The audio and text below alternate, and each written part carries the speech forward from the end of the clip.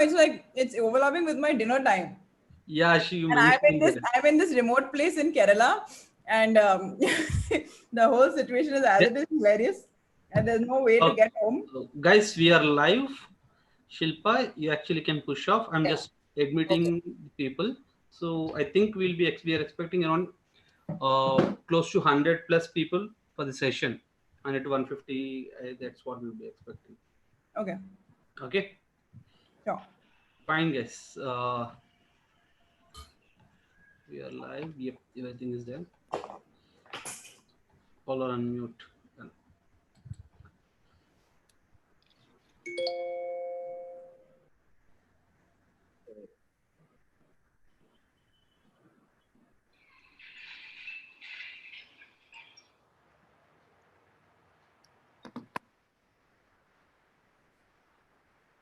Okay.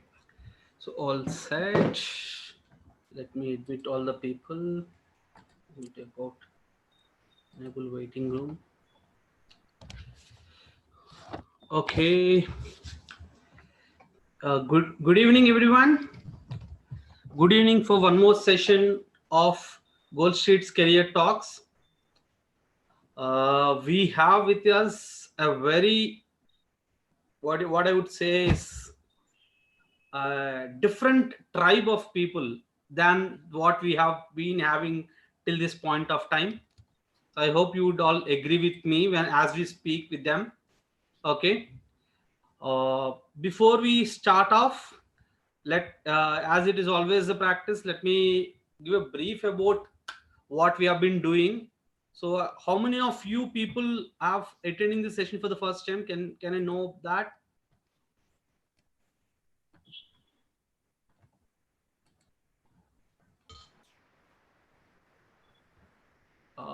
Where is that? Exit full screen. Where is everyone? Chat window. Yeah. So you attended. People who have it. Voice not audible. Okay. How many of you are attending for the first time? Okay. Few of you are attending for the first time. So people who have already attended the sessions earlier. Great. Fourth session. That's really great. Okay. Sixth session. Wow. Divya. Thanks a lot. You'll definitely need a big mention from us. Seventh session. Abhilash. Great. So we have people who have been our followers. That's really a kind of a music to hear. Okay, guys. Without further ado, let me first start off for the people who have joined for the first time. Introduce briefly about GoalStreet and introduce about myself as well. So myself, Pavan Kumar Gudumetla. I'm co-founder of GoalStreet and co-founder of Coin Consultants Private Limited as well. Okay, so coming to GoalStreet, we are a career discovery platform. We are a platform where we really wanted to help the graduates understand how they can formulate a career. As my CEO who is there in this session and would be speaking a lot about that, would put it, we wanted to be that brother and sister for all those graduates who need a mentor and handhold them to reach their career goal. We help them understand what kind of careers they can formulate and subsequently help them the kind of mentors which they should be going for, courses they can think of, models they can be formulating, and connect them to the people, right people. It could be an expert, it could be a mentor, it could be a course, anything and everything which they would need for helping them reach that career goal. So we call discover, acquire, build, and achieve. That is the four things which we believe in. This career talks we have formulated in the same process as a part of that. So we help you understand the career. For what we believe in is you have to really first know the careers and what it takes for each of this career. That's the process of discovery. Once you understand things which you may need, then the next steps comes up. So we had quite a few sessions till now, right from how to build a profile. We have spoken about product-based companies. We have talked about different IT dream jobs. We have spoken about abroad education. We have spoken about what data science. We are talking about machine learning. So today we are talking about entrepreneurship. This topic is very dear to me for three reasons. One, me being an entrepreneur, I always believe and feel entrepreneurship is one of the important way forward for someone to aspire for. So, and two, I have three of my very good friends who have been part of this startup community coming and attending the session. The third one being my founder, my partner in crime for the past 10 years is there as well, along with me for this session. So it's, I hope it's going to be a lot of interesting things we are going to discuss. There are few formats which you're putting in, but I'm just telling you guys, Vaishali, Ram, I'm going to go for a free while in between, because that would really bring them, because I know the kind of work you'll be doing to a certain extent. So I would may actually pick a few questions here and there. Okay. So just Yeah, sure. bear with me with respect to that. Fair Okay. enough. We'll pick up after. Okay, we'll talk about that laughter. But in the session, yeah, let's be, what do you call, civil. Sure, you have my word. Yeah, okay, great. Okay, guys, before we starting off the session for the say people, so I'm going to disable the chat window for now. So just for the sake of being non-disturbing, so I'll enable them at the later point of time, the last 15 minutes. So where you can put up your questions and all that. So we'll pick the questions and we'll try to ask those questions to our speakers and they will answer them. Okay, I hope you all find that and you know that actually. Okay, let me start off with an introduction about our speakers. Okay, so let me start off with Ram. So I think I can call you now Dr. Ram, right? So Dr. Ram, guys, not the typical MBBS doctor, but he is a doctor who has done his PhD from one of the top research institution in India, ISC Bangalore. Okay, so Ram is a co-founder director of SPOVM Technologies. So they are in a very interesting startup, and I believe like very few guys who have really molded their research work or their work which have done into a venture. I would definitely wanted to know more about that. And he is a kind of a walking encyclopedia, guys. I know that for a fact. And I would want to extract a lot of things from him, and I'll be okay to be silent for a few minutes so that he can speak out. And please note, if you are really an aspiring entrepreneur, have a pen and paper ready. There are quite a few data points which you are going to get from Ram, Vaishali, and Naveen, which will help you people note down and take the things forward at a later point of time. Okay, so that is Ram here. Hi Ram, welcome to the session. Hi. Okay, then we have Vaishali. So hi Vaishali. Hi. Just she's joining the session from a very remote location. So there is I don't know, like we'll talk later of how you got there and stuck up there. We'll discuss that later. But then so because of the network and bandwidth issues, she's not joining through video. She'll see and then she'll join if things works out with the bandwidth wise. But then guys, like very few I would say girls I've seen with such a kind of, what do you call, confidence and the ability to articulate the ideas which they have. And she's one such girl. So when I met her first time in Bangalore, when we all were working in a accelerator program, she's that girl who is like childish at the same time being very serious. We need to be very conscious of which hat she's putting at that point of time. That's what I could say. So CEO of Melchius, one of the very, what do you call, well-respected deep tech company in Hyderabad. So they've been working with top-notch industries as well, right from Boeing's and all that, Tata groups and all that. She'll speak more about that in her discussion.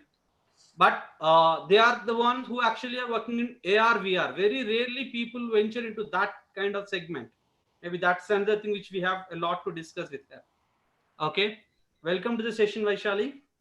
Thank you for having me here, and I look forward to the session and the conversation. Yes. And one more thing, guys, she's very much our Hyderabadi girl. So that's she has done her graduation in Osmania University. Ram, of course, is from Bangalore, the what do you call, the hub of startups in India. But Vaishali here, and then she moved to Bangalore, and all that is there. Then I have with me Naveen, so who is my dear friend, partner of crime for almost like what now 13 years, I guess. So we have co-founded two companies, one Coin Consultants Private Limited, and then this GoalStreet. So it's a kind of like, maybe Naveen, you're a serial entrepreneur, yeah. I didn't realize that till now. So late realization. yeah, so he's a graduate from Kids Warangal, worked in corporate before coming out and start corporate value labs, coming out and started this venture. So great motivational speaker, TEDx speaker, as it is with Vaishali. He is known for his what you call uh, very much a what you call example based teaching or learning which he would give for his students, and they are kind of becoming a lifelong fans for him, and they have been there still. That's one trait which is there with him and which has been there throughout, and he could sustain that. That's a very special trait. Welcome to the session, C Yoga Ji. Hi, Pawan. Hope we'll live up to the expectation in the session. Hopefully. Yep. Guys, thanks for all of you for being here. So I'll just start off with Ram. Ram, as I was mentioning, you work which you are doing right now. It started off as a research, right, in your ISC days. Yeah, correct. So that's a rare thing to convert a research into a venture and then all that. Okay. So before we go in, just to give a brief about your startup and what you do basically and all that. Okay. Yeah. So first off, thanks for having me here, and I think it's a great initiative to be able to connect a lot of students. I wish I had these kind of sessions when I was a student, and probably like had these kind of mentors and great support out there. So yeah, so everybody who is participating, each of the students should know that they're extremely lucky to have somebody like Coin actually having these kind of sessions, and it's a very productive way to spend the lockdown time also. So you have a lot of time to now think deeply about your life and like what you want to do, about a career, about your aspirations, and different things. And yeah, so just to brief about like what Pawan was telling. So me and my co-founder, we were both doing a PhD at IISc Bangalore, and we were so we are by background we are mechanical engineers, and our lab is interdisciplinary lab. So when I say interdisciplinary lab, there'll be a common problem, and there'll be a lot of different different departments will be working on that. So there'll be a mechanical engineer, there'll be a biologist, there'll be a chemist, there'll be a physics person, there'll be a person from mathematics. So any real world problem you take, okay, so you actually need an interdisciplinary approach. So say for example, the traffic in Hyderabad or Bangalore, you need the people from computer science, you need people from civil engineering, construction, infrastructure, maybe some fluid mechanics people to get the equations, etc. So so that's something that which was inculcated through our initial days of research at IISc. And one thing that me and my co-founder we're good at is we excelled in something called as compliant mechanism. So when I say compliant, it is the meaning is flexible. So if you look at any design in nature, say for example, a tree or the kind of support structures that are there, maybe you see the grass or any natural material that you see, they don't have a gear, they don't have a hinge or rivet or a joint.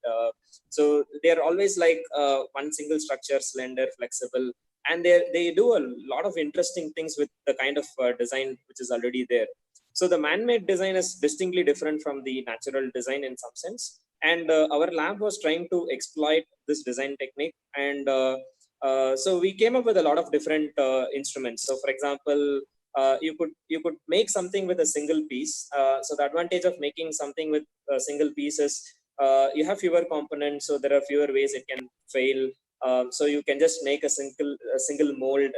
Imagine like you have a plastic mold, you just have one single feature, you pour plastic in it and then remove it, start using it. So these kind of things, advantages are definitely there when it comes to compliant mechanisms. And especially true in the case of say medical devices. Say something like you have an endoscope which goes through your mouth and actually goes inside your stomach. It has to pick up some small tissue from inside without damaging the surrounding tissue, and actually bring it out without dropping it or losing it.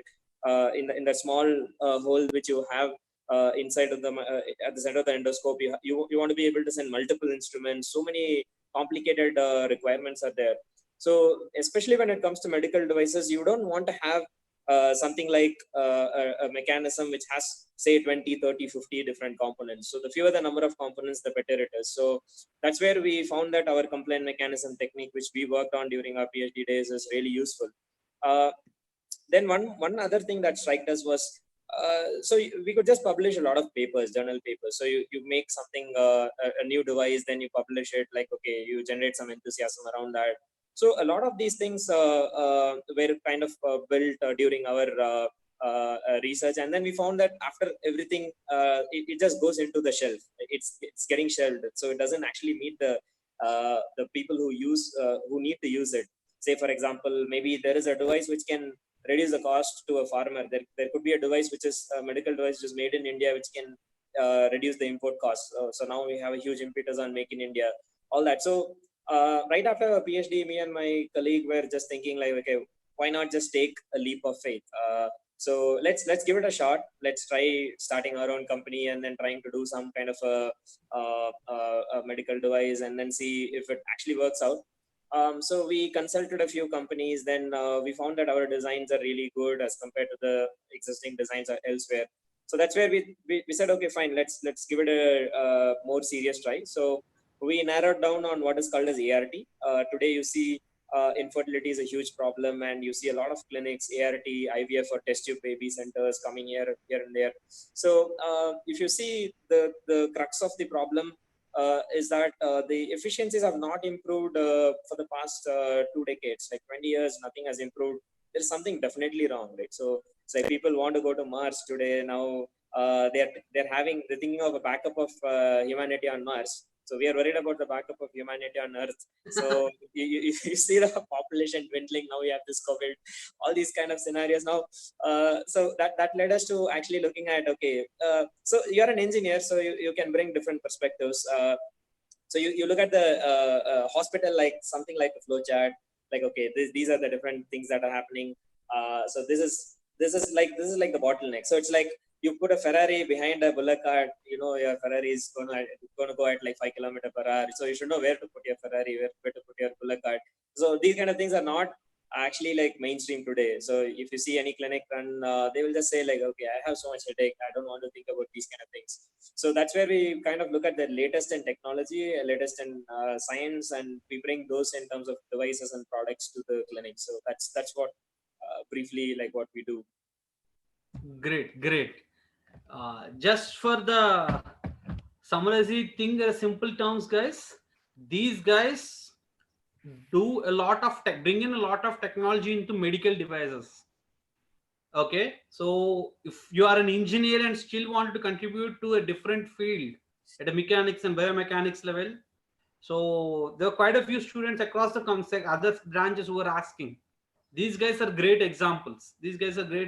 How they can bring in the engineering perspective of different domain and segment into a medical segment, and then use it across and bring a change, what you call impactful change in the sector. That's really great thing which these people are doing. Great, Ram. Vaishali, so you again, you started off, I believe you started off as a services based company, right? And then migrate to a product based company. Yes. That too in AR VR. So Yes. like zoom directly into the deep tech thing. Okay. So can you just help us go through the journey? Give us your story. How is that journey and all that? How much time do we have? I thought this. We have the time till 8 o'clock. Don't worry. But start off with the basic story. Then we'll get on to one after another. We'll Oh split my it. God. You want me to encapsulate 10 years in like 10 minutes? Okay, I'll try. Let's try to do that. We'll just a brief intro. Then one step at a time. We'll try to get with all the students. All the things. Sure. Yeah. So I started out actually as an engineering student. My co-founder and I, we were friends in college in engineering. Right. Osmania University actually. We Yeah. were in Vasavi, and and we were just like, the job offers we had, we were like, let's not do this. We know everything, and we want to start our own company, and and the families were like, oh my God, you've gotten these IT job offers. How can you not take those? And you have to work. And we were like, no, we know everything, and we are going to start our company. We know what we're doing, and so we invested in one computer. I don't know if some of the people who've joined in today would even know, those old desktops, which were like the white huge, the white huge monitors, and used to get them for like I think 20,000 or something. That was our first investment. We pulled together all of our pocket money, and that was the first purchase that we made, and we just started the company. So we were working out of a friend's apartment, and we were essentially making web applications for friends and for the first sets of customers who we would get at conferences and expos, etc., where we were like, okay, you have an idea, we'll give it life. And of course we had absolutely no idea what we were doing. We were first generation entrepreneurs, so no idea at all, no understanding of the economics of it. So we had no idea what to charge. We basically would just we just jumped into it head first. And from there, the journey that's been where we grew into the company that we are today, and all the work we've done, as a services company, we came to be known as the company to go to for augmented and virtual reality expertise in India, and also in other countries. We were invited to AWE in California. We were the first Indian AR/VR company to be invited there. It's the world's biggest augmented and virtual reality conference, which happens in the Bay Area in California. And so so we did a lot of work in AR/VR services for various companies. We stuck to B2B, and after that, really the shift for moving into products came. Actually, it had been there all along. I think the entire time that we've existed, we must have had 8 to 9 products that we've made, which have failed. So there's a whole failure story also, by the way, to learn from. But we were constantly trying to get a product out of the door, which worked, which had potential, and we learned from our mistakes. We ended up doing a lot of things, and I'll talk about some of these later in the conversation. That are not advisable, and that you really shouldn't be doing. Often we put the cart before the horse. So there were a lot of learnings, and I think the real jump for us really came when I did this program that Goldman Sachs was sponsoring at the Indian School of Business, ISB in Hyderabad. And I think that was the first time that there was some sort of theoretical knowledge that was imparted, to what we were already doing experientially. And that sort of put some certain things in perspective, and we realized that there was nothing that we had to wait for. We could just jump into being or pushing the product out of the door. I think one of the fears we had was the money, because when you're a services company, you're able to survive because you have money coming in. And when you become when you stop that, then the cash flow stops, and it's very difficult. And that was one of the hardest decisions for us to take, where we were like, okay, we'll stop this and we'll focus completely on the product development. There were many months, and almost several months of surviving day to day, and it was quite crazy, the entire journey. But and I wouldn't say we're very far from it today also. But we basically come to a point where we've pushed Red out of the door. Red is essentially a platform that prepares manufacturing companies for Industry 4.0. The idea around Industry 4.0 is that workers should become literate in not just analog skills, but also digital tools. And this is something that this entire COVID scenario is pushing in our faces like never before. There's been more digital literacy adoption now in enterprises than the last 10 years, I believe, of all the advocacy that has happened. And this, these 2 months and this invisible virus has just forced everybody to become digital, right? So, so we've been pushing Red as a platform to help, these manufacturing companies make their production processes more efficient using the power of extended reality. And there's a lot of training, experiential training built around the entire idea. So so that's essentially what we're doing today. And never know what's in store. And this entire period of COVID has been a lot of learning for us also. So like they say, you never stop learning, you never stop growing. It's been several years, but I'm still new, and I still think this is an entire startup, and we're still figuring out what to do, and we're still learning, and we're still applying that. So yeah. Great story here. I hope there are so many things to share, guys. One thing I want to tell you, so I've seen their product, I've experienced it, that AR VR ka thing. It's like you put on the goggles and it's like you are completely in a different world here altogether. If you actually are a core into engineering enthusiast and all those things, you can rip apart any pump, any aeroplane, and see part by part, assemble it or reassemble it. It's really completely a different experience altogether. You have to experience it. So that's the only thing I can tell with respect to these people's product. They've been one of the very well respected and very deep tech companies in the AR VR space. Naveen, so you worked in corporate and then you came out and started this. Was it always there in your mind, like I wanted to work sometime and then get on to the entrepreneurial journey, or it's like in the process it evolved? How is that? So it's like I was means first generation entrepreneur aspirant in my family. So I could clearly understand that my father would only accept if I work for some time and eventually tell him about it. So my core interest was towards training students, okay, which got induced into my brain when I was working in the IT firm Value Labs.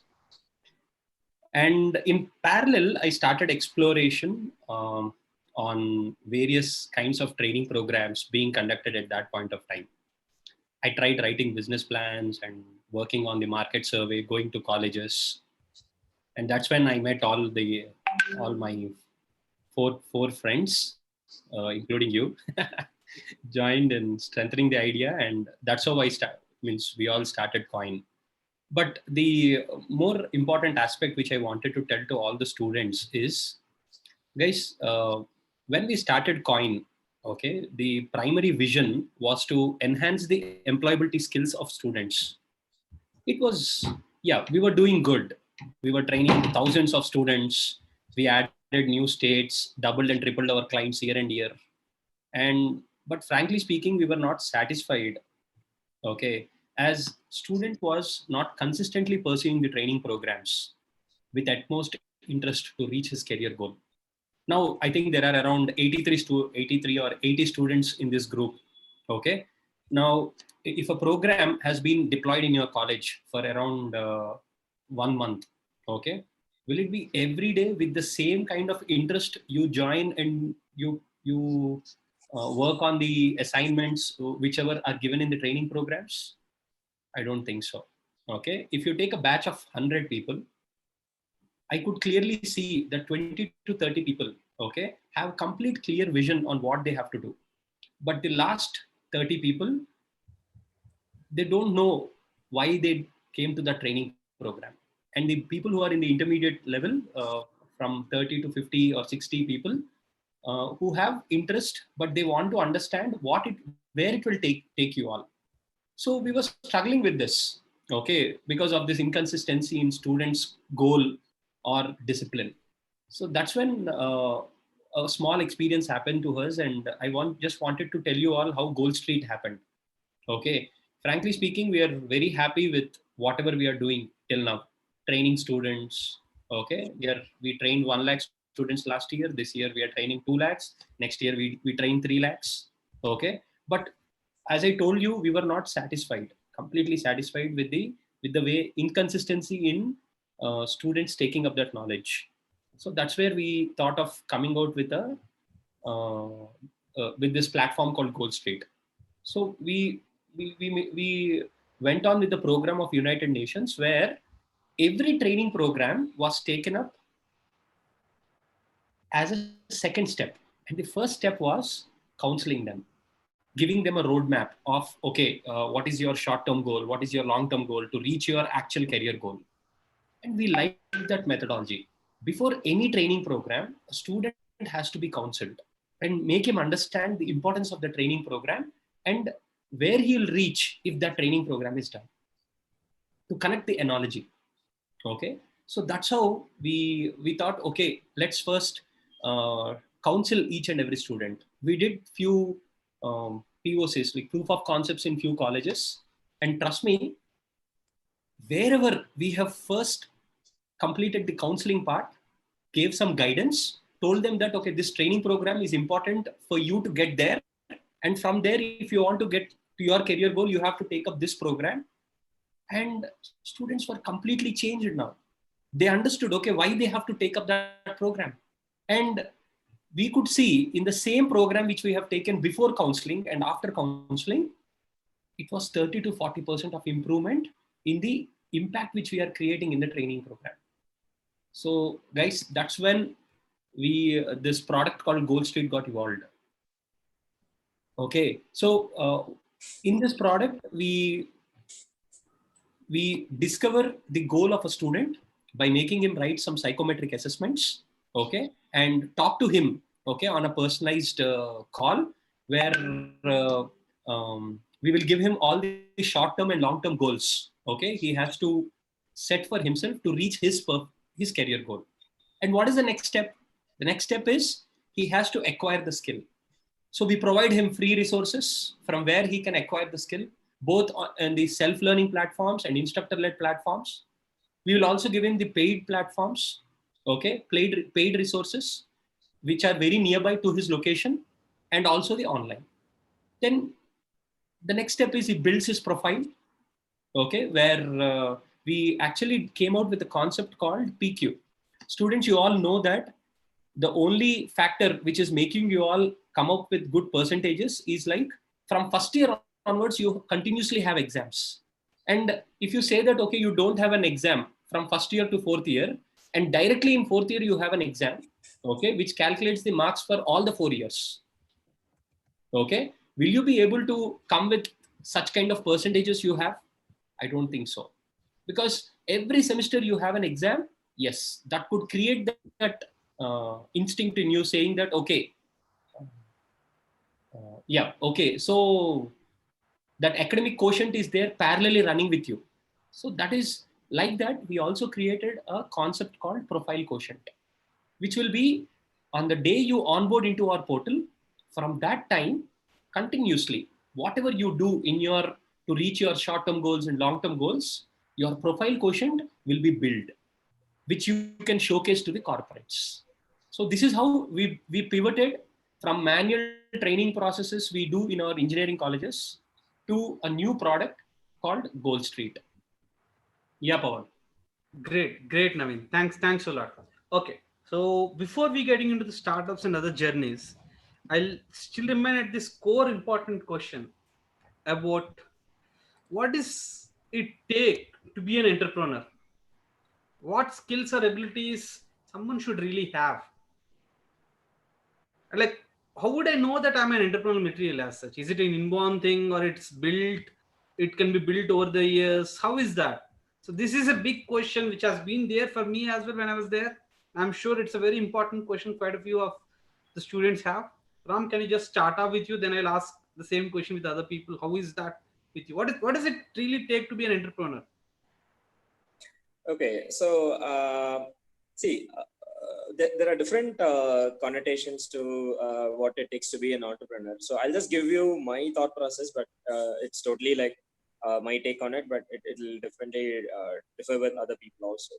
So one of the things about being an entrepreneur is being able to build something, putting your thoughts and putting your ideas the world can use. Okay, so that's actually a very it's like an aha moment for you. Okay, so for example, you build some be it a product or a website or anything. So nothing beats the idea of like so you give a product to somebody and they use it, and they at the end of it they come to you and say, Ram, I really like the product. It actually solved some pain point for me. Like I was trying to do this for so many days, I couldn't do it. So a parent comes to you and says like, wow, my child is much more clearer than about what he or she wants. So that's like really, really satisfying at the end of the day. So I think entrepreneurship is all about having that desire to actually manifest some idea that you have into a product. So one of the thing is about the idea itself. You don't need to have like an idea to start becoming an entrepreneur. So you look at a problem. So if you look at most of the big companies out there, like be it Google, Apple, like TCS, HCL, anybody out there, like, so they started off with a desire to actually build something to either a customer or like to the population in general. So be it a services or a product industry. Then they got better at it, and they're wherever they're right now. So like even the case of Naveen, even the case of Vaishalini, Vaishali, whatever she was, whatever they were telling, if you listen to them clearly or like carefully, it's not that they had a very clear vision that okay, we are going to start up this VR thing. So they started off with something, then they evolved, then they actually find something saying that okay, there is much more meaning and value in it. Then we're trying to add more and more value. So at the end of the day, entrepreneurship is about creating value and actually benefiting from that. So that's my take on what it takes to be an entrepreneur. And like, how to know? Like, I'll just stay with you for one more minute because I really wanted to know. How do I know that I am that entrepreneurial material? How is that? So I think at some level, crazy. so when I say crazy, so what I really mean is, so first thing is, it depends on a lot of factors, like a lot of boundary conditions, I would say. So one thing is like you would want to have you will want some deep desire. So you may not want that conventional office setup where you have a box and you work within the box. So you always want to say do things differently, or like do something unique, something of your own, etc. So if you have this urge for doing something of your own, and then if making something new excites you, I think that's probably like a very good indication that you are going to be a great entrepreneur. But otherwise, if you see that the world is full of problems, you kind of keep cribbing a lot about like, oh, this is not working, that's not working, etc. I think if you go one step beyond, like, okay, this is not working, what would work? So if you think that you can make a solution, and if somebody is ready to pay money, part with their money for your solution, I think that's a very good indication that you are somewhere in this journey. Great, Ram. Guys, remember this point. It is not that you're finding a solution, but finding a solution where people are ready to pay money for that solution. So that is a very key thing whenever we are talking about an entrepreneurship. At the end of the day, we are not here to do a charity. We have to make a kind of add a value to the customer and take a value for yourself. So you have to do new things and get a value out of it and give a value for it. Then only you'll get a value out of that. That's a great perspective, Ram. That's Vaishali. I actually just Take want on this question. Yeah, I just want to pipe in and say I loved what Ram and you said about value creation. That's brilliant. Really, entrepreneurship is hugely. It's all about value, right? But I just want to make a quick distinction between how I define entrepreneurship, and I'm going to separate it from the idea of starting a company or being an entrepreneur, right? Mm-hmm. So for me, entrepreneurship is something that I believe everybody has. It's a way of life, so to speak. I believe it's the idea of being able to take initiative wherever, however you are. You could be a student, you could be an engineering student, and you could have entrepreneurial skills in you. When you're going out and you're taking courses apart from your college curriculum, when you're going out and attending events where you'll get to meet people from the industry, where you're going out and taking part and taking out your evening to attend webinars like this where you can learn something, where you take an initiative to do something in class or to make a difference. There's so many things you can do. The idea is taking initiative, taking ownership and responsibility, and going ahead and doing something.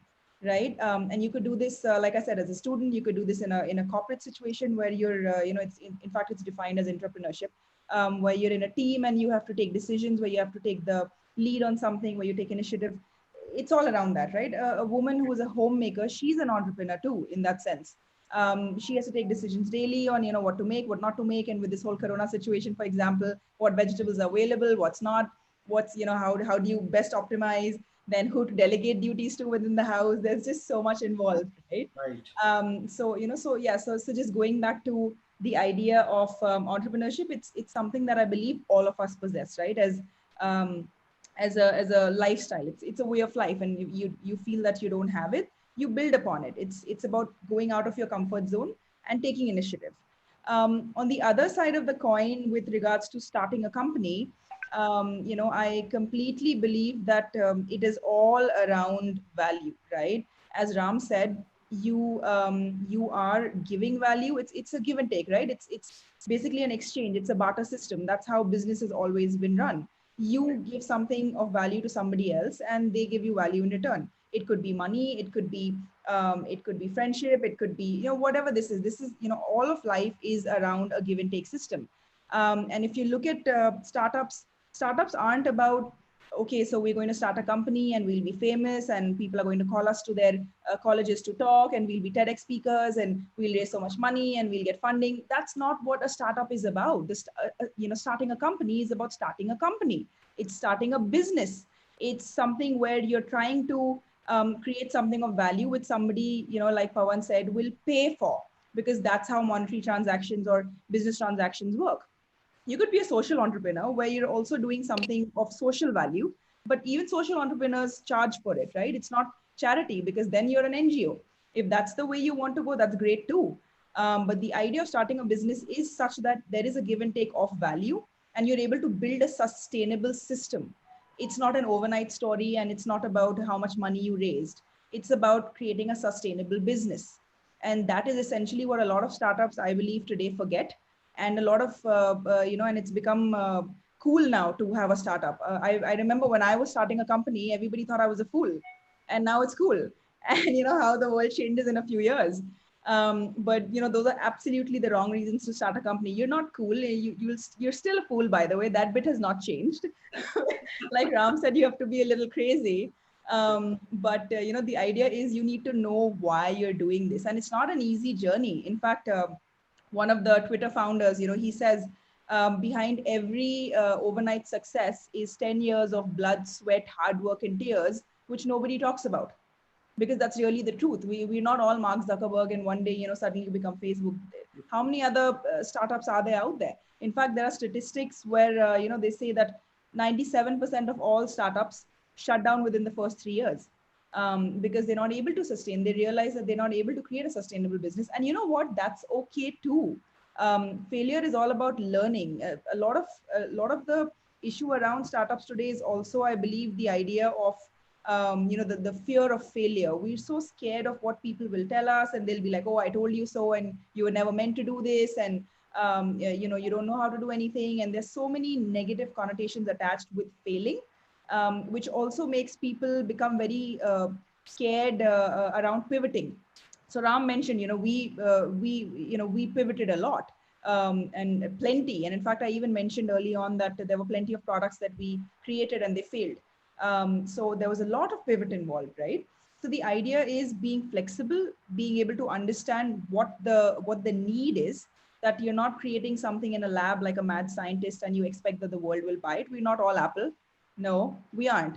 So you need to make something that somebody needs and somebody will pay for. And then once you see that this is a problem that could be replicated across different entities, you realize you could make a business out of it. That there are, okay, these many number of people who have the same problem and I can solve it, and they're all willing to give me value for it in return. And that's how you build a product, or that's how you start your journey. So it's essentially all around making a sustainable business. Great. Guys, remember, like I just tried to summarize what Vaishal is saying. We started off with spirit. Yes, especially we Indians are known for our jugados models. We all have that entrepreneurial spirit. We all have our own ways of doing the things. Do that in different parts of life, different walks of our life. Everybody does that in their own way. So that is one key thing we have to do. But there are few who would go to the next, graduate to the next level, make it up into a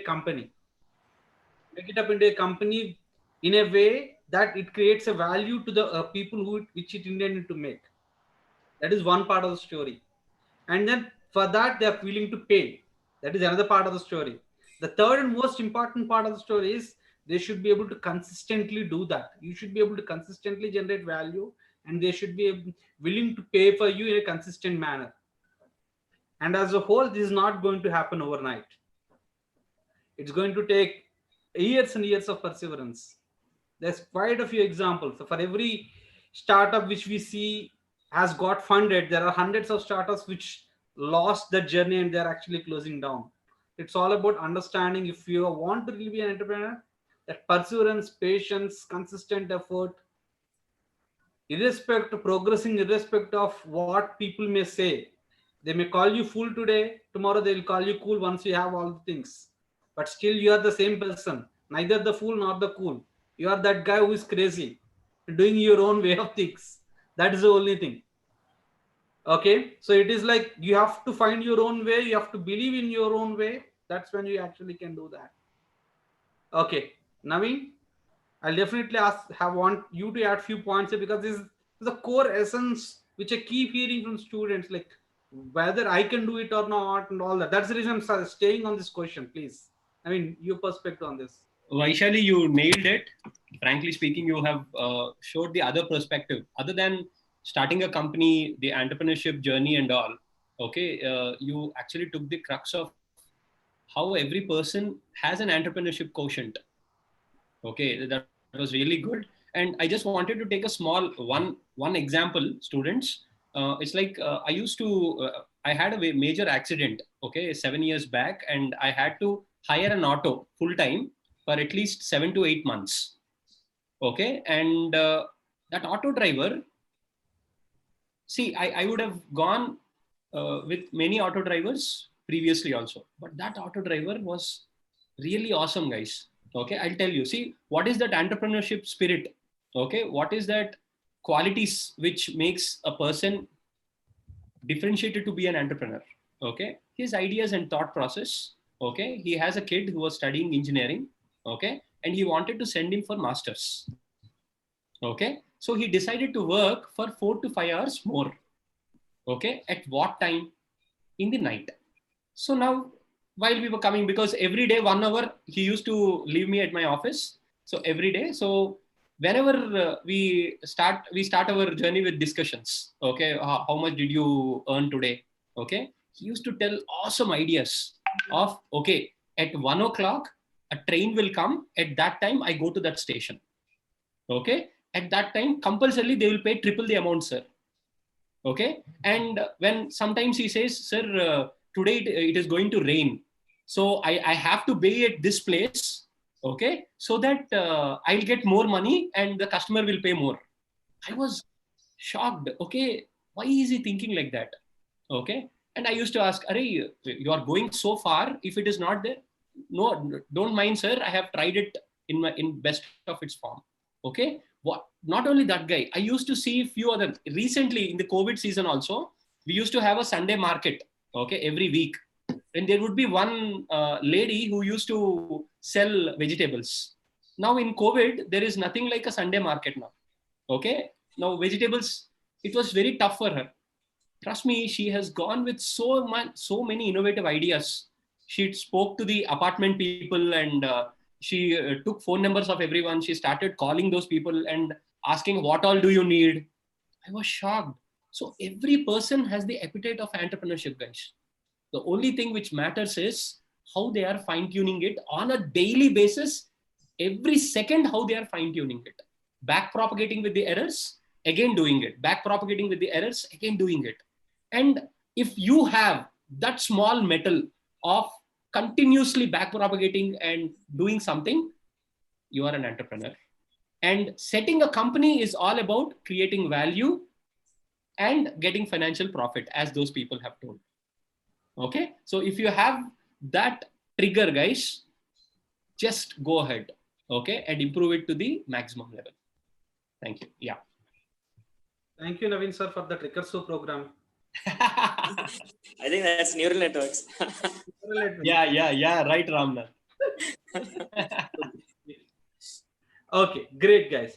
Like, I hope you all have understood their perspective. You have to formulate your own perspective, but at the essence is core. It is you have to have that spirit and have the perseverance to take it forward. Okay, I'll go back to your college days for each one of you. So Vaishal is mentioning certain things because that's when also I've got tempted to ask the question, but I stored it for later. So what all things you have done during your college days, learned, done, or whatever it is during your college days or education days, which you think are helping you in your entrepreneurial journey now? There could be what all things. It could be anything. Just a random the thought which I had, but I'm sure you would have done quite a few. Ram, I know a few examples. I know you would touch base. Otherwise, I'll definitely ask that. Okay. So I'll start with Ram and then I'll move to other people. Okay.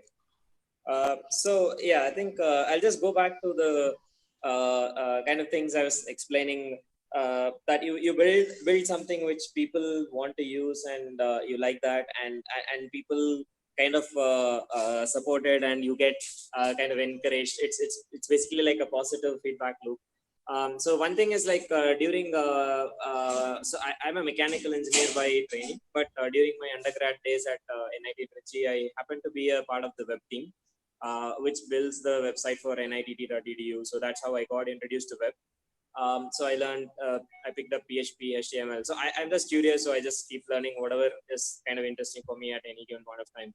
So one nice thing about the web is that you can actually put out your ideas out in the public, and it's instantly open to the entire world. So I think that kind of is a very interesting superpower to have to, these days. Like if you know a little bit of web, just pick it up, HTML, CSS, anything. So so one thing from there on is like during towards the end of our college, so we built a website, me and my brother. So basically, I'm from Tamil Nadu, and we have this Anna University counseling, and there is usually a season where people, I think it's there across the, different states also. We also tried looking at Andhra universities, etc. So basically, I'm a student, I'm an engineering student, and I know my cutoff, and I want to know which all colleges can be available for me. Okay, so this information was not available. This was given in a very construed format on the website. So what me and my brother did was we just downloaded all the data. We put up a website where a person goes there and this just gives their cutoff, and they get to know like what colleges they get. And this was just a curiosity experiment. Basically, like the best way to learn something is actually to practice. So this was a practice website in some sense. So we deployed the website, and it, to our surprise, it crashed in 10 days. The server crashed. So we thought it's like a bug. Then actually we found that there were like too many people who accessed it. We had exceeded our bandwidth. Then we upgraded the server, again crashed. Then we moved to a unlimited bandwidth, a little bit of money from our pocket. So then I think this was something like very interesting when we did something like a hobby. Basically, like over the weekends we used to work. But the kind of responses that you get from the students, like they say, wow, this kind of changed my entire journey in life. I was able to land in the right college. If not for this website, I'd have actually taken some other course. If not for this, something would have happened. So parents kind of started giving calls. So they'll just give a call and say, is this like, okay, this website? Yeah.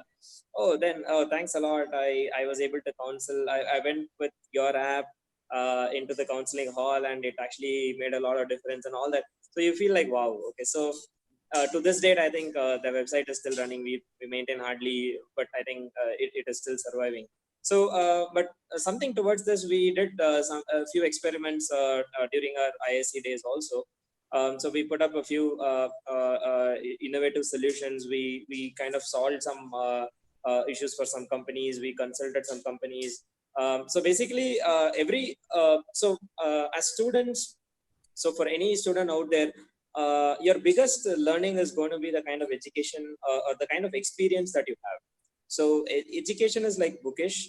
Experience is like what you actually try out and then get your hands dirty, and then like you try to make something, you break, and then after a few iterations it starts working. Be it a very simple electronic circuit, or you have a bot, you have a code, you have a software, you have a website, whatever it is.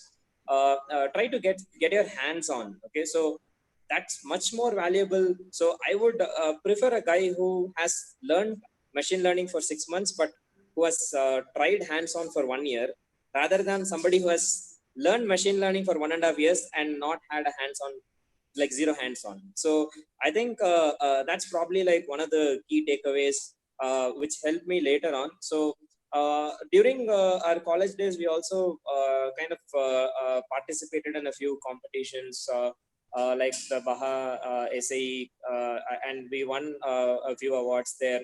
And we also participated in the Mahindra Rice's self-driving car challenge. We were the only private team which went to the finals, and those were all like small lessons. So this is a lesson in building a team, for example. So when you have like your friends, you cannot ask them, hey, Pawan, can you just do this? Like Pawan will say, "Arey yaar, I'm busy." Like, okay, then you have to figure out like how to get it done. Like, okay, see Pawan, I have this question. Like, can you solve it for me? He says, "Oh yeah, I'm happy to solve it for you." So small things like basically you will learn. Try to indulge yourself. Try to get your hands dirty with as many things as you can. So take up some internship, take up some classes. So I used to go and teach kids, and the kind of questions they ask is always like intriguing. So you thought something is so obvious, and they ask you when they ask you like, why is it obvious? Like you actually think that it's not obvious, and you probably have just memorized it by heart and things like that. So I think those were kind of the critical one or two few pieces of lessons that happened during the college days, which kind of helped me later on during my startup. Like even today, a lot of these bits and pieces, I keep going back to them and referring them and kind of learning from them. Great. Vaishali, do you have anything to add here? I know you have been quite a few, all-rounder in your college days. How do you know that? Uh-huh. So we keep, what do you call? We have ice everywhere. He's like Big Brother or something. Yeah, so I was actually just going to say that the first thing I was going to say is bunk classes. I told that in a censored way, but Censor it. No, but what I really mean is, to be honest, I think having a healthy balance between academics and extracurriculars is extremely important. Something that a lot of students today are forgetting. In fact, especially in Hyderabad, there is this concept of, and let me not name the schools, but there are these certain schools which operate from 6 a.m. to 6 p.m. I honestly am completely against that kind of education, because all you're doing is making robots out of humans. After that, there is nothing left in the brain to think, any capacity to absorb any information or to even process it. Then you're just a drone, which is, imbibing information and vomiting it out. That's it. There's no processing happening. And that's not what we want. We need to have a healthy, developed personality, because it's not all about your marks in your exams. That's important. But there are other things that you also need to have a healthy balance around. You need to be able to understand, like Ram mentioned, he used to go and teach students. That's great, because they say that you learn more by doing and by teaching it forward than you learn by just the process of learning, reading and listening, right? You guys should look up the pyramid of learning. And taking part in certain events, doing internships, that's very important. That's something that every engineering student, in fact, is supposed to do as part of syllabus. But you need to go out above and beyond, the one designated internship that your, syllabus asks you to do. Go out and beyond that. You have other summer holidays too. You have your winter holidays too. Or, if you can do a part-time sort of internship during your college, days, that's something that you can do, because you're learning hands-on. If you feel like, okay, I might be interested in so and so industry, after I graduate, then start getting real insights into that industry. You cannot get everything from Google and from reading, right? You need to go out and experience things. So if you believe that there's a particular kind of industry that you may be interested in, go and explore it. If you don't like it, great, you'll figure it out in a month itself, just as an internship. And the practical experience of working with people, understanding how companies work, that's gold. You wouldn't even get that through your books. It's so important to make an effort to go above and beyond your syllabus also. So for example, if you're a computer science student and you have artificial intelligence, you have deep learning and all of that, great.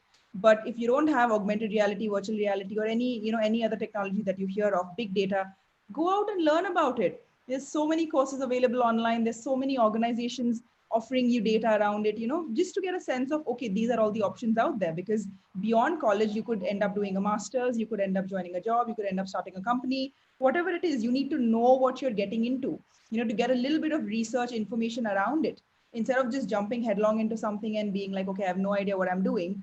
And I'm saying this from experience. So me, in spite of doing so much of so many internships outside and interacting with so many kinds of people, I did a part-time experience, part-time job also. And in fact, we even designed a Facebook application while in college, which is what started the entire idea for the company. Still, there was so much that I had no idea, going into it. And today, all of you are, like Ram was saying, so much more fortunate than we were, because everybody around us is talking about entrepreneurship. Everybody's talking about startups. Universities are offering these, they have these startup labs within universities, and they're encouraging you to speak to people who are entrepreneurs who've been there, done that. There are people who are invited to universities to talk. Companies, like GoalStreet here is doing, introducing you to people like us. Like, this is golden. Like, this is the kind of opportunity that you want. This is the kind of learning that you want. And so, yeah, the one thing I would stress on is remember that your college life is important. It's the stepping stone between your free, even though I'm pretty sure right now you don't think you're free, but you're very free. Take it from me. You're very free right now. You have no idea what's coming. But it's sort of like your stepping stone before you step out into the big bad world. And and it's really these few years which are very formative, which help you set the foundation for who you will be going forward. And that's a constant process, but this is really the time which you can use to understand who you are, to understand what your interests in life are, shutting out the noise that you have around you. Just because your friend is doing an MS, you should also do it. Just because your girlfriend is going to the US, you also have to follow her. Just because your best friend is starting a company, you also have to do it. No, like, shut out all of this noise, shut out. And of course, it's easier said than done. I know there's a lot of parental pressure also, where you're being forced to take certain jobs or forced to follow their dreams. But you need to sit down, figure out what is it that you want, cutting out all of this noise. And once you know what you want, it becomes much simpler to explain it to other people, especially your family. It's something I've experienced, where I realized that, when you are not in doubt, when you know what you're doing, or at least are able to present that front, people have that confidence in you because you have confidence in yourself. If you're constantly doubting yourself, it's very easy for other people to point fingers at you too, because you are your own best friend. If you don't know yourself, you don't know what you're doing, why you're doing, how can you expect your parents or teachers or friends to believe in you? They won't. It starts from you. Charity begins at home. You are your own best friend. You need to know what you want, why you want it, shutting out external noise to whatever extent is possible, and then going after it. And as far as starting a company is concerned, as all of us have reiterated again and again, the idea is that you need to be prepared for the long haul. Be prepared that it will be difficult, that it will be very tough, that it will be a journey of failures. You might be very alone a lot of times, but the idea really is know what you're getting into and be prepared for it. There's still a lot of unknown out there. There are many things that we often find ourselves absolutely at a loss for. You don't know what's happening and you're struggling and you're grappling with things, but the idea is to be prepared for that scenario, that this could also happen, that there will come a time where I will feel like this is the end of the world and I have no idea what to do now. You need to be prepared to know that that will happen and be ready to face it. And that's really what you need to know going into this. It's when you're in a job, there's a cushioned environment. You learn. There is a certain level where you're contributing to the team, to the company. There is safety, there is security, there is the comfort in getting a salary at the end of every month. There are a lot of benefits attached to it, right? A lot of mental benefits also. And then and then you look at the other side where you have to be responsible for your own decisions, where there's no one else to take the fall, where you're literally the last buck. The buck stops here. And you're the one who's also now responsible for other people. If you have employees or if you have customers and all of that, it's a responsibility. It is. So if you're not prepared to take that on, rethink what you're doing and why you're starting up. And at the end of all of this, I will circle back to one thing. Try in these 4 years of your engineering life or whatever degree you're doing, to know yourself, why you're doing what you're doing. A lot of us have ended up in engineering, I know, also because of parental pressure or issues around we didn't know what we were doing, so well we just did engineering.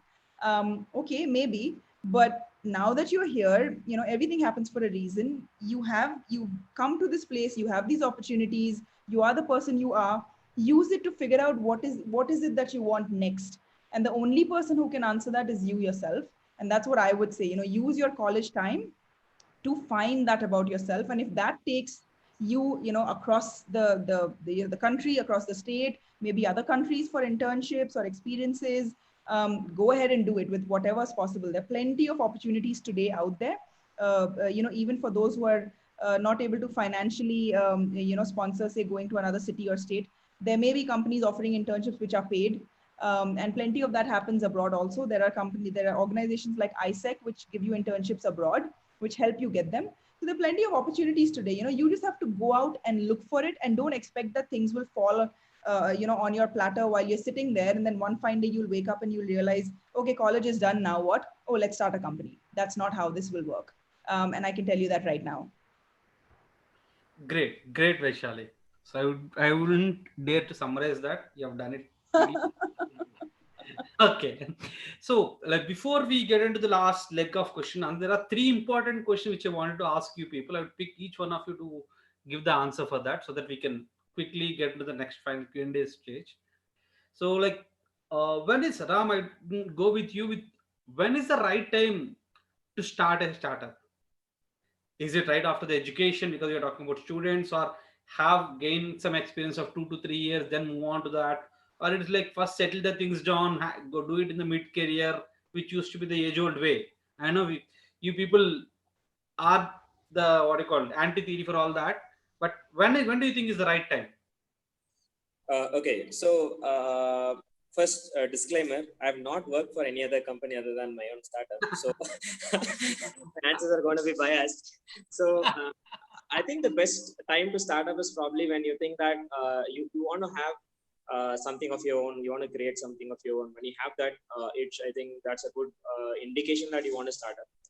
But I think one of the nice things that have happened, for the information of all these students here, is that the ecosystem in the entire nation today has changed dramatically. Like, there is a lot of opportunities for new students to start up. Like, okay, if for example, anybody here is interested, who has their own product, like it can be their final year project, it can be an idea in their head. You could just apply for a lot of these incubation centers which are there. So there are these centers across IITs, NITs, a lot of different private engineering colleges. A lot of colleges have incubation centers. All you have to do is just go and say, I have this idea. I want to build a product. I want to build a team. I think it is possible. So you when you go there, you connect yourself to the ecosystem. So there's a saying, I think something like you are the average of the top 4 or 5 people you mingle with. So I think surround yourself with enough of these kind of people. So get mentors. These people want to help others. So anybody who has been there, done that, they want to share their knowledge. They want to share their experience. They want to also learn what is happening new in this field. So I think if you have that interest, or if you have even a slightest feeling that you could actually start up, just connect with these ecosystems. Depending on how things turn out, you will actually have a good indication of whether it's a good time for you to venture in or not. But that said, I think maybe like a few years ago, it was a very tough thing to start, and it was actually like a taboo kind of a thing. Like so there was a joke like people ask like what are you doing, and I say I'm an entrepreneur. They say like, okay, you're basically unemployed. So that no longer holds. Okay.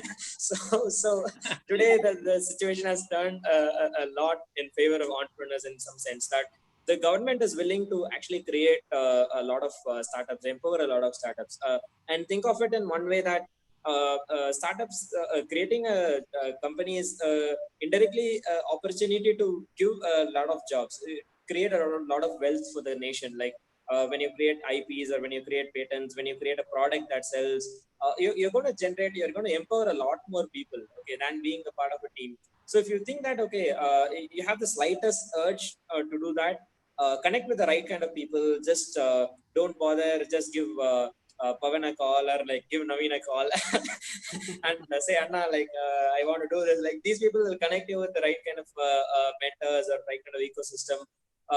Just have that in the back of your mind. It's good to start early. Like don't worry, you're in the final year, second year, third year. It doesn't matter. Just give it a shot. Like what Vaishali was saying. You're not very sure, okay, just take up a internship in a company. You will actually be in a company, you will see in a startup, you will see what is happening there. What is a startup like? What goes around in a startup? Like you would have seen like a lot of these big budget movies where like you have like very posh offices and like cool Apple or Mac computers, and like everybody chilling out with Coke, etc. Nothing like that happens. so you have like what Vaishali said, one computer, three people working on it, part-time basis, 24/7 coding on that com, and part-time that will be also the server for running your website, etc. But I think it's a very constrained ecosystem. But if you think you're up for some challenge, give it a shot. There are now ways where I think colleges are also encouraging this. So I know of a few colleges where they say you can give entrepreneurship a try for 1 year, and if you don't succeed, if you think that is not the right approach for you, the next year you can come for the placements. Like you can sit along with your juniors for say attending interviews, etc. I think that's a really good opportunity out there. Like that gives a safety net in some sense. So I think the crux of it is like when you have the itch, scratch. When you have the itch, scratch it. Don't wait. Great, great. Oh, we have Vaishali live in the video as well. Great. Vaishali, quick question for you. Yeah. Top 5 things someone should keep in mind when they're doing the starting their startup journey. One, have a problem which you can solve and you think you're the best person to solve, and and the person who you're solving it for is willing to give you money. Then yes, then consider okay doing it. Two would be figuring out whether, like I said, you have what it takes in terms of patience and perseverance to stick around when, like they say, the censored word hits the fan. Um, I think third would be to have self belief and to not keep doubting your own decisions. There are plenty of other people to do that for you. You don't have to do it to yourself. So if you've taken a decision, stick by it. Don't keep cross questioning yourself after you've taken a decision. The idea is to take decisions, whether they're right, wrong, time tells you, and everything is a lesson. But take that decision and then stick by it. So definitely self belief. I think fourth would be money. We may like to think that it's we don't need money to start up and all of that, but at the end of the day, you need a runway. You need to be able to sustain. You need to be able to eat. You don't want to be one of those bootstrapped entrepreneurs who are basically sacrificing their health for their journey or for their dream, because that doesn't come back. There's a joke which says we spend our entire lives giving our health to earn money, and then we spend our money to earn our health back, and that doesn't really happen. So I would say, yeah, at least have your survival bit sorted. So if you have a job on the side, or if you have some money saved up, or if you have someone bankrolling you, or if you have a customer that's the best customer paying you, willing to a lot of customers do these kind of pilots where you can charge them to do a particular project. Or if you find an angel investor early on, that's brilliant. So yeah, fourth would definitely be money. And I think the last would be the right team. you definitely should have co-founders. I would say that there are plenty of battles that you need to fight in life alone. This is something that you don't need to. It's great to have people around you who have complementary skill sets, and who are you're able to take it together and forward as a team, because it's really the team that that can survive in the long haul. It's not one individual. So yeah, so the fifth probably would be having the right team, or at least having a team in the first place. Right or wrong, you'll probably figure out later. True. Great. Naveen, your Yeah. top five things which you think are needed when you go into the startup journey. I think different from what Vaishali has told, but uh, it's like students, rather than getting excited with the solution they have, it's really important for them to work on the problem to its core, and do their surveys well, marketing surveys, and talk to as many customers as they can Yeah. in understanding the pain point and whether they're easily solving it or not, whether their solution is solving it or not, or rather than just going towards the solution, first dig into the problem really deep and take time for it. And that would be the start. That means having it in its right position.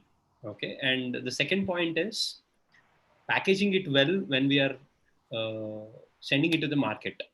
That is the second important thing what I felt. Okay, okay, this, I have a very good solution, let me just send it into the market, rather than being like that. Okay, once they find that solution, they have to package it well to the customer. So if they can work on the product market fit, and in the second level, that would really help them off. Okay, I think with all the points what Vaishali has told, she has taken everything. So these 2 points were left for me. Okay. So penalty for being the last. Okay. Fine. So before, I think there are quite a few questions that are coming up. But I think there one of the question which is there, which in ways I'll mention use, is about funding. We keep hearing in the news channels and all that X company got that much funding, this guy got billions of dollars of funding and all that. And then we always at least the aspiring entrepreneurs, that's the first hitch they say, like, yeah, when I'm going to get that name and fame and all that. So, like, can you just elaborate of the myths or do's and don'ts, or how they should be thinking at this funding perspective? Maybe I'd start with Ram and then Vaishali can add on. Yeah, okay. So I think it's kind of a crazy bubble that's going around. That's kind of a very specific to ecosystem also. Say, for example, the kind of funding which a company can get in the US is far more crazy than, say, funding that is available in India. But one thing, if you note in all of these things, is at the crux of it is how much value you create. So the centerpiece of everything. Say, for example, WhatsApp got acquired by Facebook for a few, I think, $18 billion or something like that. This was a company which had like less than 30 employees. Okay, whereas you had Yahoo, which got acquired for $4.8 billion. This has been like the number one search engine for a while, and then after that they had so many patents, etc. So if you really look at what WhatsApp did, they actually could create so much value. So that is the first company on earth which was having which was going close to a billion users for the first time. So how they made it is kind of like what Naveen said. They were looking at the small aspects of it. They were trying to solve the problem. They were trying to solve connectivity. So even when people couldn't send a SMS, they could actually connect online and send a message. That was actually new for the generation today. I think they won't even appreciate this. That time, like we were kind of crazy with all these top-up packs with 100 SMS free per day, and we used to send SMS, and that was like very annoying.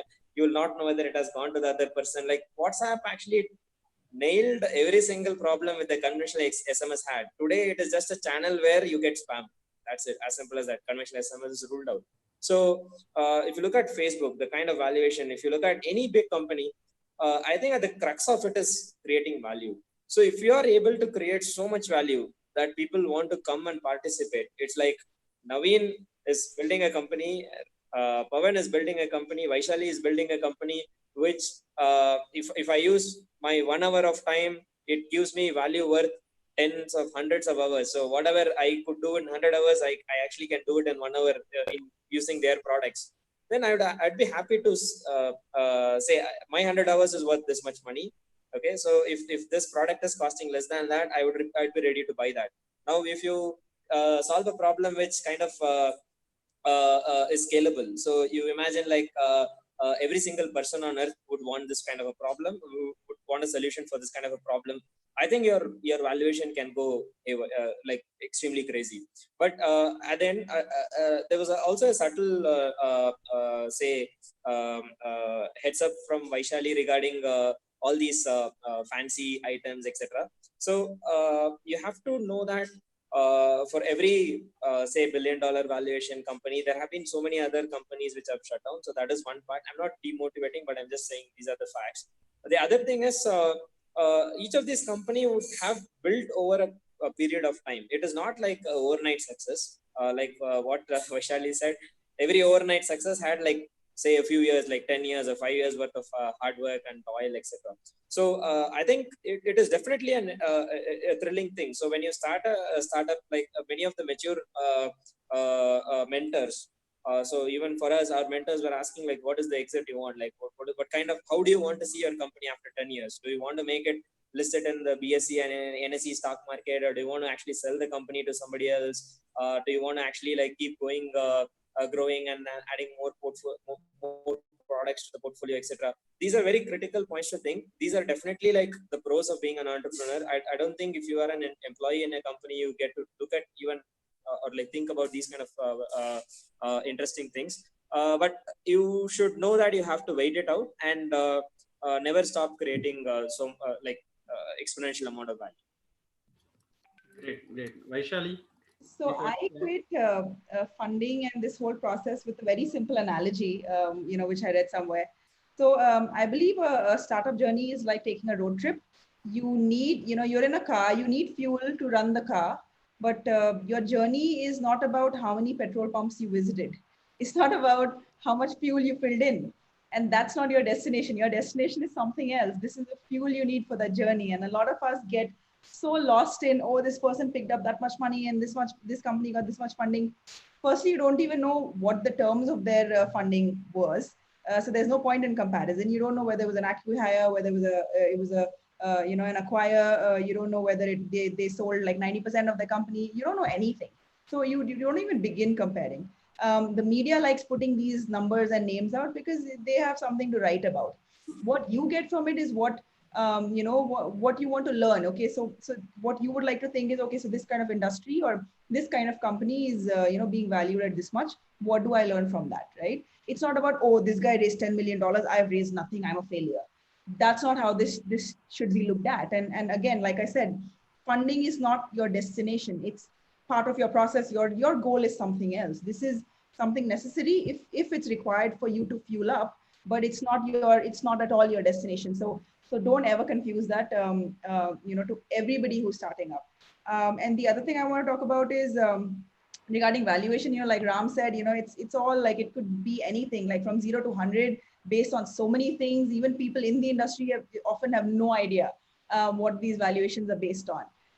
In fact, the other day, Elon Musk, you must have heard of the Tesla founder. He tweeted that he thinks Tesla is overvalued, and the next day, their stocks fell incredibly, and they lost a lot of money in that. So, on paper, of course, it's paper value. So the idea is, don't run behind valuations. If you are creating something, the one thing you need to focus on in creating a business, building a business, is the value you're creating for your customer. And for your team, for your employees. That's really what matters in the long run. Investors come and go, public comes and goes, media will come and go, fame and money and all of that it'll come and go. But what matters is the value, going back to the beginning of this conversation, the value that you are creating, the value that you're building an ecosystem out of. That's really what you should keep your focus on. Other things will follow.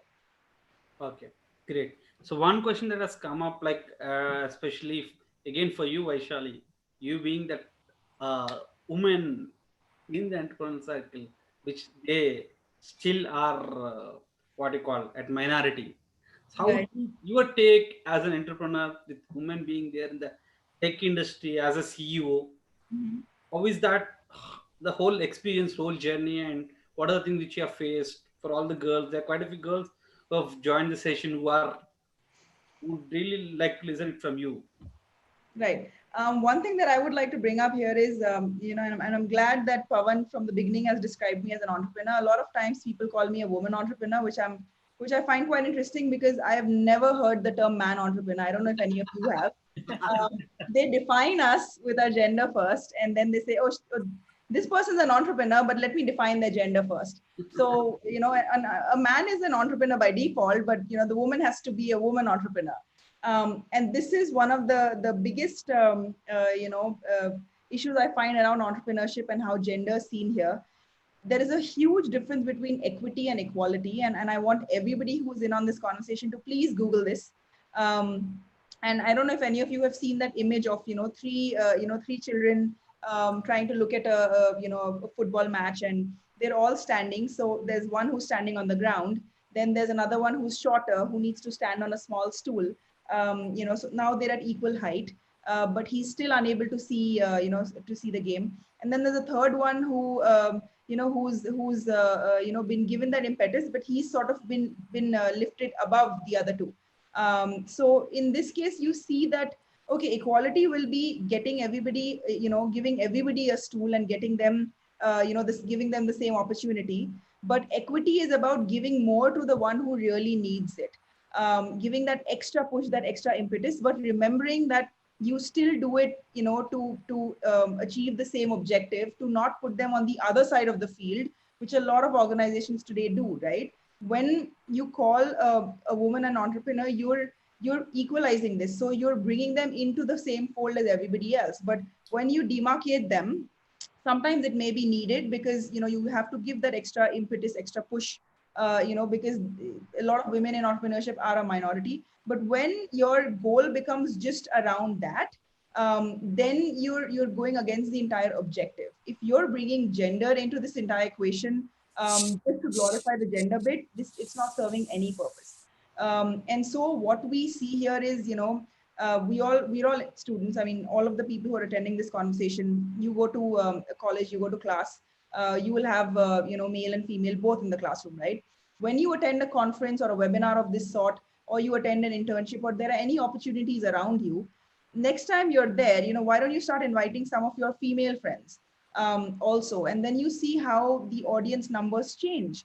And then if there is more equality in terms of, okay, so if there are lesser women coming, like I said, you give that impetus to bring it to an equity discussion where you invite specific female friends of yours to come with you, to get that opportunity with you. And when it comes to women themselves, I would say, going back to the first thing I talked about with entrepreneurship itself, is having self-belief. You believe that you have it in you, then your gender is your strength. You are, all of you is who you are. It doesn't matter whether you're male, whether you're female, whether you're in engineering, whether you're doing some other degree. What matters is whether you think you can do it, so you will do it. And whatever is out there, know that there is a difference between equity and equality. If there is a push which is needed, it is needed. But remember that it's about getting to those equal opportunities. It's not about trying to be superior to anybody else. It's not about taking advantage or putting down any other people. And it's about being able to give that respect to yourself and believe in yourself and know that what you're doing is right for you, and you bring all of yourself to that table, everything that you are. And if you're a woman, you bring that on as a strength. And and as in fact, it's interesting you pointed out, Pawan, that there's such few women in tech companies today in terms of starting up. And if you actually see, there was the start of computers in the US. Every programmer was actually a woman. They were called the computer girls, because the men were the ones behind hardware. Women did all the programming. If you've ever seen those old movies where there are all these women, doing switchboard communication, that's essentially what the beginning of programming was, right? It was basically data input with levers, and with, and then later punch cards, and then it became languages. So it was actually women who were the first computer programmers. And there was a phased and very concrete and intentional attempt at then making this entirely male dominated, and creating the image of the typical coder that we have today. This geek who's antisocial, who wears glasses, who's playing video games and who has no social life. And this kind of image was created, and it became a male dominated system because we made it that way. That's what patriarchy does. And now, of course, there's a lot of effort to bring more women back into the fold. In India, in fact, we have great figures around the number of women who are taking computer science and other engineering subjects as compared to men. It's almost equal today. Again, it doesn't translate too much into the job environment, and there are many other reasons for that. I think the time isn't enough to get into those conversations. But I think that this entire corona situation is also helping equalize domestic duties, and so women don't have to be super women, and then they can balance work and home life as everybody else in the house is doing too. I think it's good learning. That's something you need to create a sustainable environment, right? We can't be super women. And so, yeah, so I would just say, to the women, believe in yourselves, use your gender as a strength. And I would tell the men, please, understand that, I mean, of course, coming from your point of view, you may not really get it, but see the women around you, your sisters, your friends, and see that there is an impetus that these women need, and you are in the right place to be able to give it. And you're not losing anything in doing it. In fact, you're all growing together. We're all frogs in a well. We get out of the well by lifting each other up. Let's put our hands out and not our feet and trip somebody else up, because that's not going to get anybody anywhere. Let's just, go out together. And that's essentially the idea. So yeah, that's essentially how I would talk about women in Great. Thanks a lot, Vaishali. I have no other point to add or summarize. Okay, great. We actually got to 8 o'clock where we are supposed to be ending the session. I'll quickly take, with the permission of speakers and the audience, I'll extend it for 5 more minutes, because I have one question to ask for Naveen before, which is asked by the students, and then would take a final perspective from each of the speakers. Naveen, you have been working with the student community day in, day out, and you have been seeing the way they have been, their mindset is, the thought process, and all those things. What are your suggestions for the student community, which they should be doing during their college days, with the current scenario putting into the perspective? What they should be working towards, how they should nurture themselves to be the future entrepreneurs? Yeah, I think Ram and Vaishali has covered almost all the parts of it.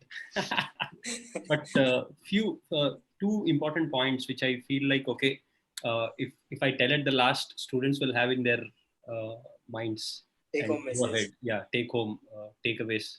Students, at every point of time, okay, every moment in your college, keep experimenting, okay, going ahead, going forward, and getting into all the events, all the ways where you have to come out of your comfort zone, and you should feel like you are not in that comfort zone. That's it. You keep that as a metric for you.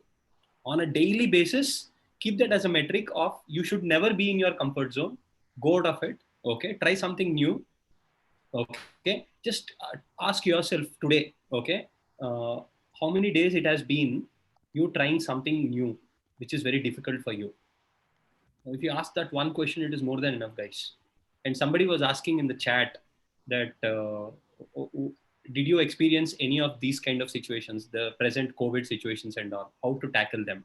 Okay, guys, you should feel more lucky to have such situations, and you are in that situation, so that you will now try to come out of it, and that will become a wonderful experience for you. And if such experiences are not there for you, then it will become a very big problem in the future. So feel lucky to be in this problem, and try ways to come out of this problem. And the day you come out, you're on cloud 9. Okay, done. Thank you. Yeah. Great. So, Naveen, as Naveen says, the mantra is to experiment. Keep experimenting, keep working on, come out of that comfort zone.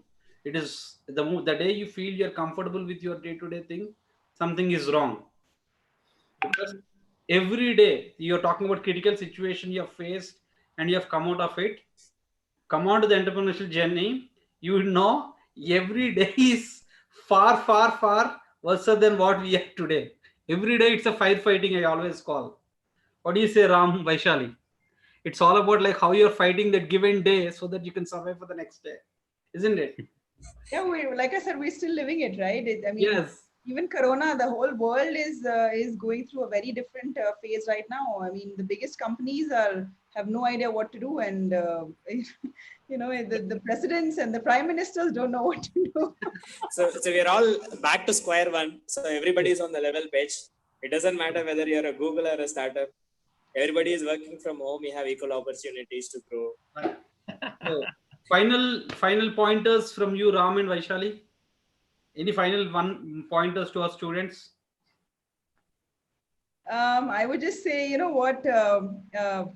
just going back to the same thing I said about, the time in college, just know yourself and believe in yourself and cut out the noise. You take in information from the external world, process it, know that you can process it and take what's good for you. There are no right or wrong answers, no right or wrong decisions, and no idea of, whether you should or whether you shouldn't do something. Just go ahead and do what feels right for you, when it's right for you, and for the right reasons, which are right for you.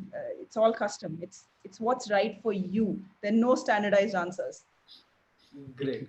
Ram? I think the crux of it is like you have one life. It's not like Mario or PUBG where you have 10 lives. So make the most of it. Surround yourself with great people, and you're sure to be like one of them. So all the best. Great. So any point from you, Naveen, before we close off? Nothing. I remember Ravi Teja's dialogue in Kick. Mhm. Nothing much. What is that? Life lo kick undalla. That's it. Okay. Fine, yes. Thanks a lot. Thanks, Ram, Vaishali, Naveen, for taking your time out and spending the time with our students, audience. I hope you all have enjoyed the session. Our students, I'm sure from the comments, they have learned a lot. They've been really giving such a nice comments. I hope you all have liked the session, students. Our audience have put it because there are few faculties, few already aspiring entrepreneurs as well have joined the session. It is not just the student community. Thanks a lot for coming onto our GoalStreet platform career talk sessions. Okay. Keep rocking, guys. Keep rocking. All the best for your future ventures. Thank Yeah, you. all the best. Wish you the Thank same. you. Thank Bye. you. Bye. Bye. Bye, Ram. Bye. Bye, Vaishali. Bye, Naveen. Guys, the speakers would leave. I leave the chat window for 5 minutes so that you can note down certain takeaway points. Vaishali, you can leave. Thanks. I'll just leave this before I close off. Sure. For 5 minutes. Thanks. Yeah, thanks. We connect later. Bye, Ram. Thanks a lot. Yeah, thank you. It's been an informative session for me also, trying to reconnect back. So yeah, thanks a lot for the opportunity. Looking forward to like having more of these. Great, definitely. Cool, awesome. Okay. So I'll take leave, or you want me to give anything in the feed? You just leave. I'll just leave. I'm just leaving the chat window for some time because there are takeaways which you have put in. If I close it, the whole thing goes up. Got it. Sure. Okay, awesome, guys. Yeah. See you. Bye. Bye.